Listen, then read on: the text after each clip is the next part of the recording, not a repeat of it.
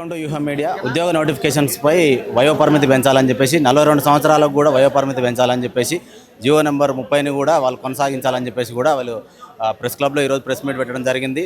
దానికి నిరసన కూడా కొనసాగించే అవకాశం కూడా ఉందంటూ కూడా తెలియజేస్తున్నారు. దీనికి సంబంధించి కూడా మనకు ఆస్మా మనతో పాటు ఉన్నారు. వాళ్ళ డిమాండ్లు ఏందో కూడా అడిగి తెలుసుకుందాం. ఏంది అసలు ప్రధానంగా మీరు ఏం డిమాండ్లు ఏం కోరుతున్నారు? ఆ డిమాండ్లు 2 లక్షల ఉద్యోగాలు, అవి 2.5 ఏండ్లైనా నెరవేరలేదు. కాబట్టి 2 లక్షల ఉద్యోగాలకు తక్షణమే నోటిఫికేషన్ ఇవ్వాలి.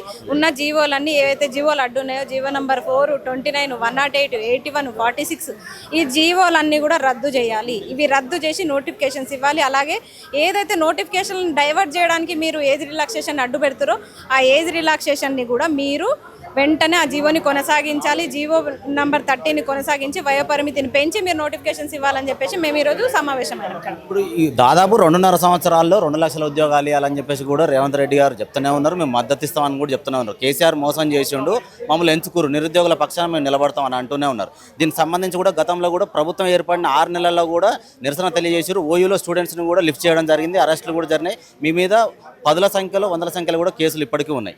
ఈసారి కూడా మీ ఏవైతే ఉంటాయో వాటిని డిమాండ్లను వాళ్ళు నెరవేర్చకపోతే ఇంకొక 2.5 సంవత్సరాలు కూడా ఇట్లానే గడిపేటట్లయితే ఏం చేస్తారు? ఈ ప్రభుత్వాన్ని గద్దె దించే ప్రయత్నం ఏం చేయబోతారా? ప్రయత్నం ఏంది, గద్దె దింపుతాం. ఖచ్చితంగా ఏం చేయబోతున్నామో చెప్పమిగా చేసి చూపిస్తాం. గద్దె అయితే బరాబర్ దింపుతాం. వీళ్ళనైతే ఉంచే ప్రసక్తి అయితే లేదు. వీళ్ళు విద్యా వ్యవస్థలో వీళ్ళు ఫెయిల్, నోటిఫికేషన్ ఇవ్వడంలో వీళ్ళు విఫలమయ్యారు. కాబట్టి వీళ్ళైతే నెక్స్ట్ టైం గెలిచే అవకాశం అయితే ఉండదు. ఇంకో 10 సంవత్సరాలు కూడా ఉంటాయని చెప్తూనే ఉన్నారు కదా. అందరు మా పక్షానే ఉన్నారు, పేదల పక్షానే ఉంటుంది ప్రజాపాలన అనేది కూడా చెప్పుకొని అట్లా చెప్పుకొని ఎలక్షన్స్ ఎవరి ఇది కాదు. ఏ డబ్బాలో ఎవరు ఓటు ఎవరికి పడుతుందో ఎవరికి తెలియదు. ఆ ఓటు ఎవరికి వేస్తున్నామో మేము డిసైడ్ అవుతాము. మీరు కాదు చెప్పేది, మేము డిసైడ్ చేసేది. మీరు ఎవరు పాలకులు ఉండాలని మేము అవకాశం ఇస్తే ఉన్నోళ్ళు వీళ్ళు. అట్లాంటిది వీళ్ళు మేమే ఉంటామని వీళ్ళు చెప్పుకుంటే కుదరదు. అంటే ఇప్పుడు మీ మీద దాదాపు కూడా కేసులు అయితే ఉన్నాయి. ఒకవేళ జాబులు వచ్చే విషయంలో నోటిఫికేషన్ రిలీజ్ అయినప్పటికీ వాళ్ళు అనర్హులు అనేది కూడా దాన్ని బేస్ చేసుకొని మీరు అనర్హులు అని చెప్పేసి ప్రభుత్వం వీటి మీద చర్యలు తీసుకునే అవకాశం ఉండదంటారా? అసలు మా మీదనే క్రిమినల్ కేసులు ఏం కాదు, చిన్న కేసులు కాబట్టి మేము క్వాష్ చేయించుకున్నాము, క్లియర్ అయిపోయినాయి. మేము ఇప్పుడు ఉద్యోగాలకి అర్హులమే.